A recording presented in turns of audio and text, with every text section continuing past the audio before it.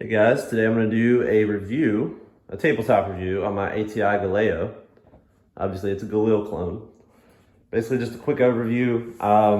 It is an Israeli parts kit build from ATI. It has obviously the American receiver and then the barrel from them. Just about everything else is Israeli.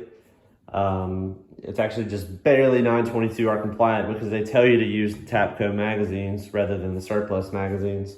And that's why they do that. They don't do it because of the functionality as they state. Now, should you buy one of these? I mean, I grew up in a generation that played Black Ops 1 and we always loved using this gun and just loved it in general. It's just very iconic. But should you buy one? I don't know. Let me go through some of the issues I've had with this. First issue, out of the box, I did buy it new. It had a head spacing issue. Actually, it took me a little while to figure it out because I'm not really a gunsmith, just an enthusiast. I didn't try to use a go gauge or no go gauge on it or anything like that. I just took it out and shot it. Once I started getting the gun hot, it would have an issue where basically what would happen is if I was shooting steel case, the case would just get stuck.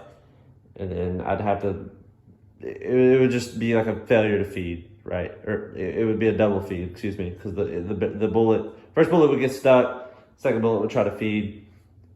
Basically what was happening, it was the case was swelling. Now I would try to use like really nice, higher quality brass case ammo, and the case would split. So it actually ran better with steel case, as AKs do, but point is it was headspace bad. So I had 3 split brass cases, and on the third one I finally just sent it back to ATI. I told them to fix it, and they turned out to be a headspace issue, which I didn't know at the time yet. So they gave me a new barrel, and I guess they got their actual gunsmith to fix it rather than whoever was on the assembly line. So that's a big deal. I mean, that's horrible. That's horrible. You buy a brand new gun, which again, it's surplus parts, but this is what the ATF considers the gun. And this is what ATI touched, and this is what ATI touched. Everything else was just kind of assembled, if that makes sense. Basically, the one thing they could have screwed up on, they did, because everything else is just surplus military stuff that's good stuff, although it's kind of beat up a little bit. So that's a big issue with me.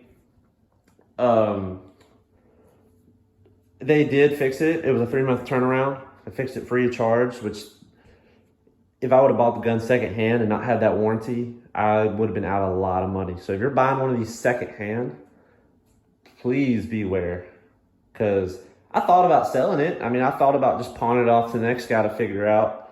If I would have done that, that next guy would have been screwed. But since I had thought about sending it back to warranty, that's because, look, I've never thought about sending a gun back to warranty, but that's just not something that crossed my mind. I've never had a gun that just didn't work out of the box. But ATI is a cheaper brand. They don't have the best reputation. They make those little, they make polymer receiver ARs that are like $400 or $500, and they make those little 22 MP5 clones. So it's just something you got to think about. I know there's not many options for the Galil, but maybe after hearing that, you'll spring the extra, $1,000 to get a one of those Icon Galils. I don't know. This is already a $1,500 gun. But anyways, here is the other issue I have with the gun.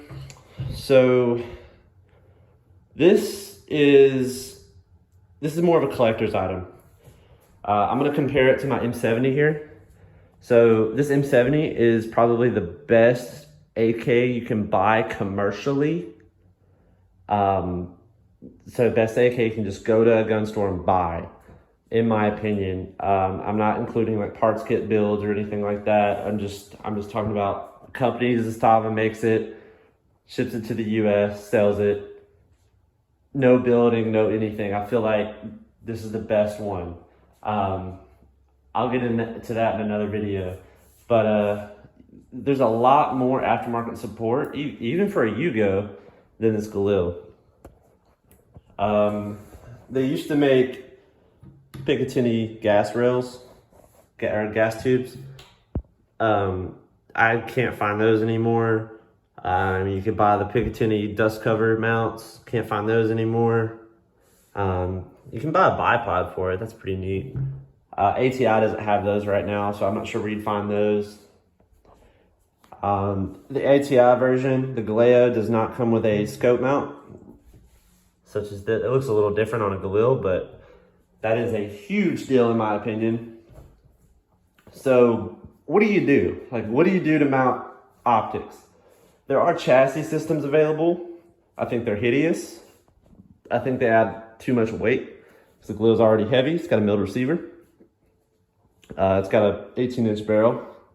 Pretty, a couple inches longer than, for example, a normal AK. It has a 16.25-inch barrel. So what are you stuck with? You're stuck with iron sights? Okay, well let's look at this. So the iron sights, the rear aperture is on the dust cover, unlike the AKs, the traditional AKs. So, this is solid. Like, that's not gonna move. The dust cover on an AK does not have to be tight at all. It does not matter, because there's nothing mounted to it. On a Galil, it has to be snug. Any play in this will cause your zero to be off. Well, let's see what ATI sent me. That is a lot of play. I mean, that is unusable. Look at that. Look how much it's shifting. This is supposed to be as tight as, it's supposed to be tight. It's not supposed to move at all. So, no options to mount optics. I'm stuck with iron sights that don't work. Now I understand, you're supposed to, I can fix that. I'm not saying it's unfixable. I can do some stuff to make it tight, but this is pretty much what you get out of the box if you get an ATI Galeo. Super fun to shoot. It's just, with that loose dust cover, it's not going to be accurate. So that's pretty much it. Just wanted to show you an overview. I haven't really seen a lot of videos on this that aren't just blatant advertising. So I just wanted to share some of the issues I've had. And even after all that said, I wouldn't want to get rid of it.